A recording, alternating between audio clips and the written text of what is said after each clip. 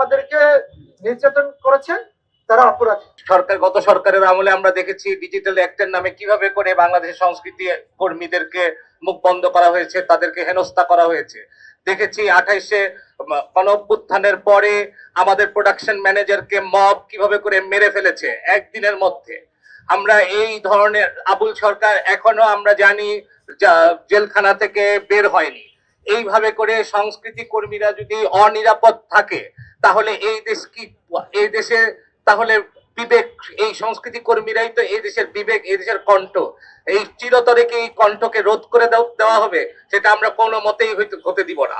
Corona বা যে কোনো ভাইরাসের এগেইনস্টে ফাইট মানি ব্যাকট্রলের লেফট রাইট। এবং এটা তারা সব বাংলাদেশের শুধু সরকারি জায়গায় না, প্রত্যেকটা জায়গায় আমি বলবো বাংলাদেশের যারা চলচ্চিত্র কর্মী আছে তাদের মজুরি ঠিক মতো দিতে হবে এবং এই কোন রকম টাল বাহানা হবে না। এবং এখানে অবশ্যই গতকালকে যে নেক্কারজনক ঘটনা ঘটেছে দ্রুততম সময়ের মধ্যে সুষ্ঠু তদন্ত করে এর বিচার আমরা দাবি করছি।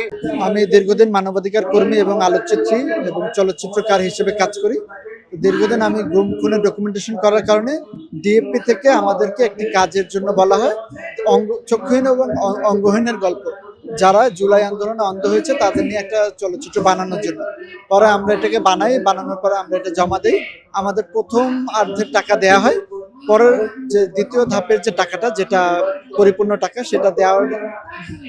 সেটা নিতে গিয়েই আমরা মূলত এখানে যাই এবং আমাদেরকে 2:30টার সময় যাইতে বলা হয়। আমরা 2:30টার সময় যাই, কিন্তু ডিজি মহোদয়ের অন্য জায়গায় মিটিং থাকার কারণে সে আস্তে আস্তে 6টা বাজে এবং সেখানে মূলত আমাদের যে প্রাপ্ত যে টাকার পরিমাণটা ছিল সেখানে প্রাপ্ত টাকার পরিমাণটা দিতে গড়িমসি করা হয় এবং সেখানেই গড়িমসি করার পরে ওইখানে যারা ডিএফপির একজন কর্মকর্তা মশিউর রহমান, তার নেতৃত্বে আমাদের উপর হামলা করা হয় এবং এটা মানে খুবই সাডেন ভাবে হঠাৎ করে আমরা দেখি 40-50 জন এসে আমাদের উপর হামলা করে। প্রাথমিকভাবে আমরা জানতে পারি তারা হাবিবুল্লাহ বাহার কলেজের ছাত্রদলের কর্মী। আমার পরিপূর্ণ টাকা কালকেই দেওয়া হয়েছে। আমাকে 3,60,000 টাকা কালকে দেওয়া হয়েছে।